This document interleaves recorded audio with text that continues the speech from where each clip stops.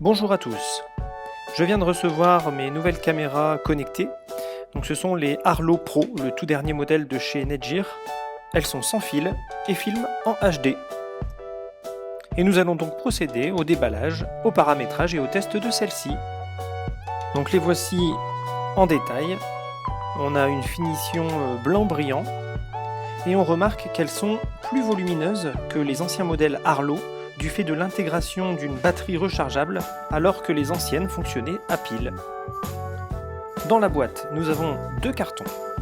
À l'intérieur du premier, nous allons donc retrouver la batterie avec une autonomie sur le papier de environ 6 à 8 mois contre 4 à 6 pour le modèle Arlo simple à pile.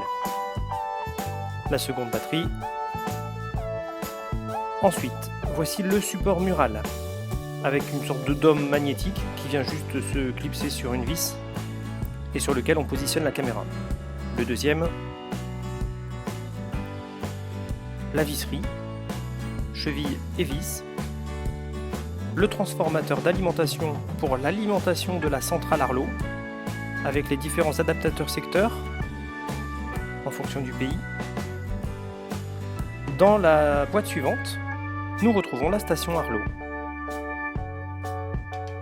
A noter qu'elle est compatible avec les Arlo Pro, mais également avec les anciennes générations d'Arlo. On voit sur le dos le haut-parleur pour la sirène, les ports USB pour stockage des vidéos sur disque dur, le port réseau et le bouton on-off. Sur le dessus, le bouton de synchronisation.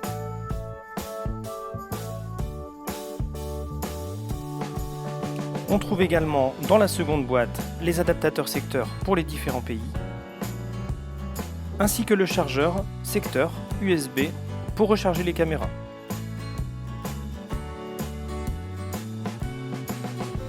Dernière chose, le câble réseau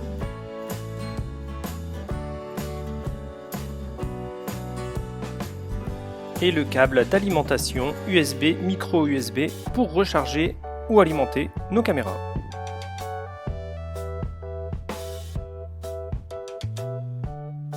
Un sticker et la notice d'utilisation qui a le mérite d'être en français. Et voilà, le kit complet, prêt à être paramétré et installé. On commence par les caméras.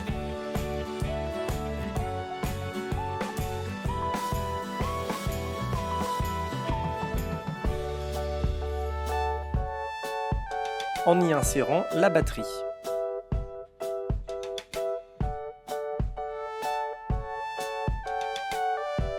On vient juste la clipser comme ceci et refermer le capot. Et voilà, elle est prête. Les batteries sont livrées complètement chargées.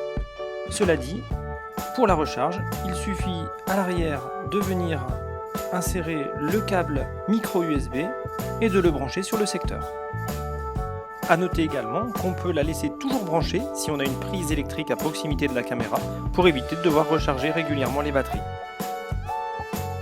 Voilà, c'est parti. On allume la station par le bouton on-off et on va devoir patienter environ 2 minutes que les voyants passent au vert, comme ceci. On peut ensuite, depuis l'application Arlo disponible sur l'Apple Store ou Google Play, ajouter un appareil Arlo sans fil, dans notre cas, sur une station Arlo. Et il va falloir placer les caméras à environ 30 cm de la base pour procéder à l'appairage. On clique sur le bouton 5 au-dessus de la station, 2 secondes, comme ceci. Le dernier voyant se met à clignoter. Il ne nous reste plus qu'à appuyer sur le bouton 5 de la caméra. 2 secondes, comme ceci.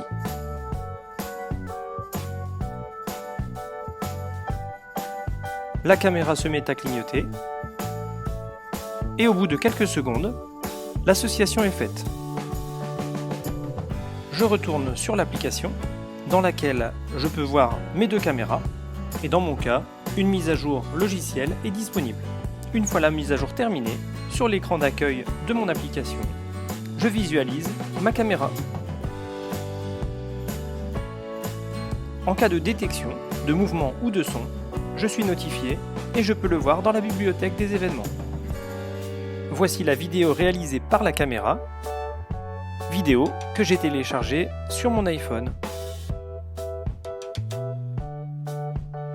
Plusieurs modes sont disponibles pour activer ou désactiver la détection de mouvement et de son, ou alors pour le faire en fonction d'un planning ou de notre géolocalisation. Il est également possible de faire sonner une alarme de plus de 100 décibels en cas de détection. Et voilà, la caméra fixée sur le mur est vraiment très discrète. Merci et à bientôt pour d'autres vidéos.